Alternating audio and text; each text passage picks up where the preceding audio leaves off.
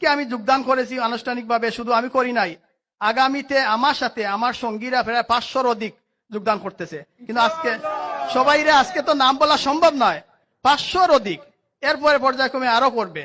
শাহিদুল তো একক নয়, একাধিক। যাই হোক, আলহামদুলিল্লাহ আমি একটা ভালো জায়গায় যে শেষ পর্যন্ত যোগদান করতে পারছি, সেটার জন্য মহান আল্লাহ তাআলার কাছে শুকরিয়া আদায় করি। এবং সাদাবাজ, দুর্নীতিবাজ, ভুয়া মামলাবাজ ইনশাল্লাহ মুক্ত করে ছাড়বো ইনশাল্লাহ। এইসবের জায়গা বড়লেখায় হবে না, বড়লেখার মাটি জামাতে ইসলামের গাঁটি হবে ইনশাল্লাহ।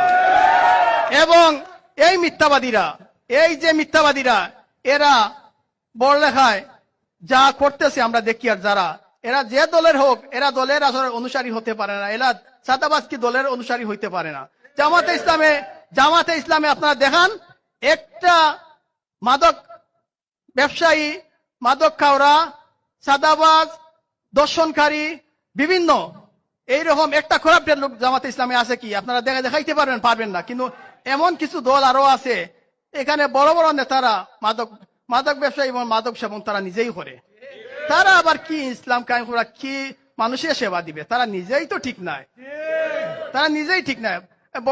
সিলেট বেলি গার্ডেনের 510 নম্বর রুম থেকে একজন বড় নেতারে দড়িয়ে আনছে ডিবিএ, তাও দর্শনের অপরাধে। সে আবার একটা দলের প্রধান, নাম বললাম না, আপনার সবাই তো মনে মনে বুঝতে পাররা। এরা আবার কি মানুষের সেবা দিবে? তারা নিজেই তো দর্শনকারী, তারা নিজেই তো মদ পান করে। জামাতে ইসলাম আলহামদুলিল্লাহ, আমি এবং আমার ফ্যামিলি, আমার সাজাদের ফ্যামিলি, আমার গোষ্ঠী নিয়ে আমি যোগদান করতেছি। আগামীতে ইনশাল্লাহ একটা বড় প্রোগ্রামের মাধ্যমে আমরা, এই জায়গায় তো হবে না, একটা বড় জায়গায় 20,000-এর মতো। কিন্তু এই মামলাগুলা যারা করছে তারারে আল্লাহ হেদায়েত নসিব করুন। আমি মাফ করে দিয়েছি এবং আমার ফ্যামিলিকে বলেছি যে আপনারাও মাফ করে দেন। আলহামদুলিল্লাহ, যে জুলুম হয়েছে আমার উপরে, এই জুলুমের মধ্যে আমি কিন্তু, যদি আল্লাহর ইশারা, আমি বিগত 20 বছর থেকে ফলো করতেছি জামাতে ইসলামকে।